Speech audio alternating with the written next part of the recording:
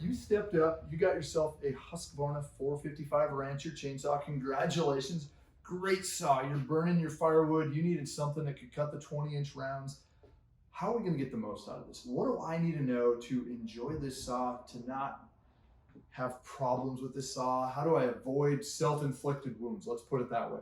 Let's start out with safety of these chainsaws, right? They're dangerous. They're awesome tools, but there's some danger factors. So I always want to protect my body. First things first, right? Protect my eyes. So I'm going to put on my safety glasses. I'm going to wear my ear muffs, or I don't have it beside me today. Helmet with face shield. I really like that combo where I'm wearing a helmet. I got my face shield and my ear muffs. The next is chaps, right? Chainsaw chains and limbs don't go well together. So I always want to wear my chaps, okay?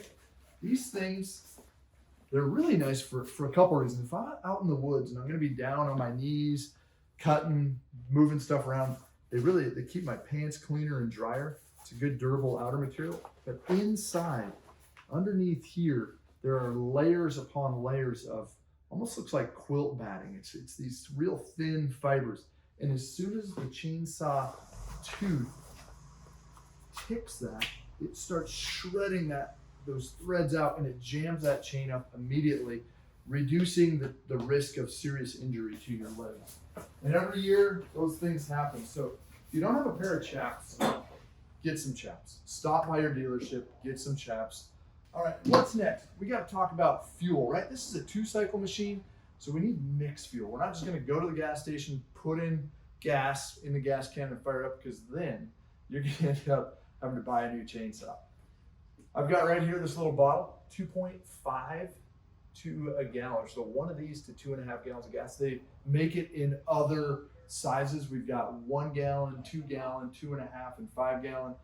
I want to go through my gas. So usually I mix in a 1 gallon, but I'm going to put this with 2.5 gallons of an ethanol-free fuel, if you can get it. If you can't get ethanol-free fuel, at least run a high-octane fuel. Or the best, or for hibernation, whatever works for you, check out this XP, this Husqvarna XP Fuel. This is a 95 octane, has a 2-year shelf life. So this is something that's going to keep this carburetor and fuel system from having problems. Definitely hibernate with this. If this saw is going to sit for several months, having this in the tank and in the fuel system will save you some problems. And then finally, we need some bar oil. Okay, where does this stuff go? My fuel goes right here.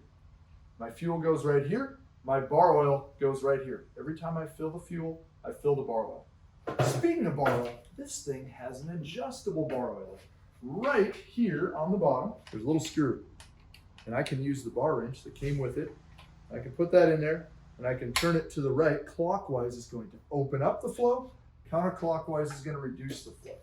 Why would I want to do that? Why would I want to have my bar oil have a higher output or a lower output?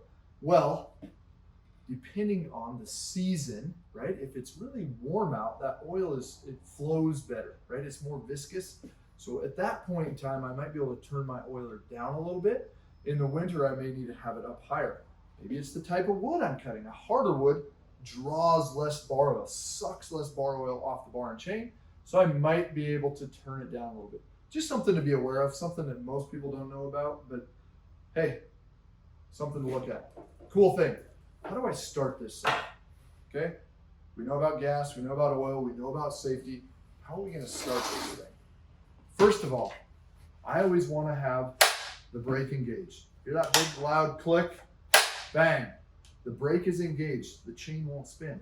That means when I'm pulling the rope like this, or pulling the rope when it's on the ground, I'm not having that chain spin upon starting. It's really the safest way to do it. I've got a compression release. That's this black button right here on the side. I'm going to push this black button in. That's going to engage the compression release, make it an easier pull for starting. And then I'm going to prime it. That bubble right there, right above the starter handle. Push that 4, 5, 6 times. I believe they say 6 times. 1, 2, 3, 4, 5, 6. 6 pumps is going to get the fuel from the tank through the carburetor, making it easier to start. And then I'm simply going to take this blue lever right here and pull out. That's going to turn the choke on. Now, 1, 2, it's gonna pop, it's gonna burp, it's gonna make a little sputter on generally that second pull. It's gonna say, I wanna run. Then immediately I'm gonna push this blue lever in. That blue lever in is shutting the choke off. Now, when I pull the rope again, it's gonna start. It's ready to rock. It's gonna be at a high speed. I've got the throttle advance on, so I need to feel that little click. That allowed the throttle to drop back down. It took that throttle lock off. Now it's at idle, so we're ready to go. We can take the brake off. We can walk out to the material we wanna cut, and we can start cutting. Maintenance, right? Now we got some maintenance. We've used this saw. We put some work behind it. We should really take a look at our air filter. So I'm gonna take my flat-headed end of the bar wrench, and I have 3 screws that I can loosen. While I loosen these, let's talk a little bit about that compression release and what it does. A chainsaw is a high compression tool. In fact, when they're broken in, we'll see compression up in the 160 pounds of compression. That's a hard saw to pull over, especially when you're in the 55 cc range, especially if you pulled chainsaw ropes or starter ropes for years and your arm and your body's just getting a little bit worn out. So by pushing in that compression release, what it does is it relieves some of that compression, making it easier to pull. I like it when the saw is cold. Now, once it's warmed up and it's started and been ran, I usually don't touch that button at all because really, honestly, just a half a pull is gonna fire it up and make it go again. All right, the cover is off. This allows me access to my air filter. To get the air filter off, again, I'm gonna take the flat head of my screwdriver. I'm gonna put it in here, pop that little spring clip off, and now my air filter can come off just like that. I'm gonna tap this off. How's it look? Maybe I should wash it. Be very careful if you're gonna use compressed air. If you're gonna do that from a distance, but make sure you're not blowing all that stuff up in here either, because that's kind of gonna get rid of the advantage of an air filter, right? That throat right there is going directly into the carburetor, which boom, right into your engine. My spark plug right here on the top, easy to get to. Wiggle that spark plug boot off, take my bar wrench. Guess what? It fits the spark plug. Very handy tool. Really sucks when you lose one. Chain tensioning, chain on and off. Again, my bar wrench. I have 2 bar nuts on the 455 Rancher. I'm gonna loosen these just a little bit. And let's say I've ran this saw for 4 or 5 minutes and I stop and I look and this chain is getting a little slack. Something that does happen, a new chain stretches more right away than it's gonna stretch after that. So after your first 5 minutes, I would stop, check your chain tension, retighten that up, and then go back to work. Otherwise, the risk is that chain could jump off. Not only safety, a danger that way, but also can ruin a chain and just cost you 25, 30 bucks and another trip to the store for a new chain, or the frustration factor. This is my chain tensioner, this screw right here. So I'm gonna loosen these bar nuts, and if I turn it counterclockwise, you'll see the chain is gonna loosen, slack up. If I turn it clockwise, you're gonna see it tension up. To tension the chain on this Husqvarna chainsaw, let's loosen it so it's got some slack. Okay, it's hanging below. In the middle of the bar, as soon as the top of the tie strap touches the bottom of the bar, that's where I'm gonna stop. I'm gonna go a half a turn more. So I'm gonna come up to where it's touching. I'm gonna go a half a turn more. Sorry, on this model, it's a quarter turn more, okay? Bam, quarter turn more, hold up on the chain and tighten the bar nuts.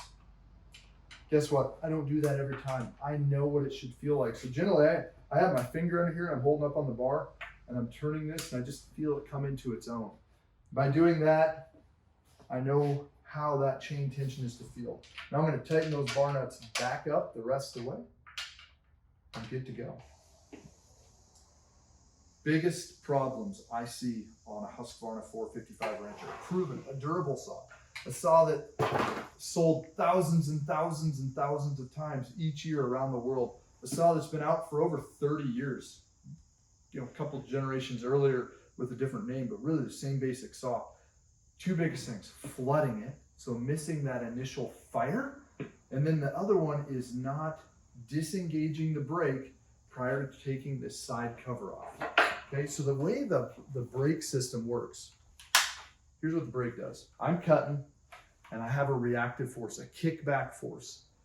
Generally happens right on this top corner, and the saw comes flying back. A little scary. I've had it happen once. It'll make you sit back. And the saw comes flying back, bang. That brake is now engaged. That chain won't spin. What happens when this goes forward is there's a band that clamps onto the clutch drum. We're going to show you just a minute. Take this cover off. 2 bar nuts loosening up. We deal with this often. Have to give a little refresher course on what to do. Not a big deal. I'm just trying to avoid you guys having that pain happening. Okay, that cover came off super easy. This silver band right here is the brake strap, and that engages on this right here, which is the clutch drum. If this were engaged and I slid it off, what's going to happen is this is going to get smaller. It's going to collapse smaller than the clutch drum. So when I go to put this cover back on, it won't go on. How do I fix this? So you're starting to take it apart, you're getting tools out, and you're just creating a mess. So the best thing we can do is to avoid it straight up. First of all, I'll give you a little tip how to take that brake off here in just a minute. And you can do it several times. But we really don't want to, because what it ends up doing is wrecking this little plastic piece right here. So get this chain out of the way. So what I want to do is take the chain off, take the bar off. Here, let me see if I can wreck this just a minute. Let's see what happens. Brake is engaged. I can't easily get this cover off. So I should generally stop, disengage the brake, and it will come off easier. Let's force this off. Use my bar wrench here. There we go. I got it. So you can see that's shrunk down a little bit. So now when I go to put this cover on, it's not going to go. It won't go. So the trick here is to actually force it on sideways without the bar and chain on. What you're going to try to do is line that little 3-pronged there up with that part of the handle. So I usually set it on its side, and I kind of look at it sideways right in there. I want to make sure that I want this here all the way in. So I want to hold it like this, trying to get it to line up. Okay, I'm lined up, pressing with the palm of my hand. I know. There we go. It's off.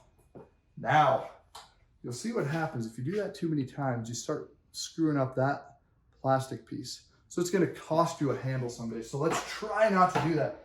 But now look, this cover goes on perfectly. There you go.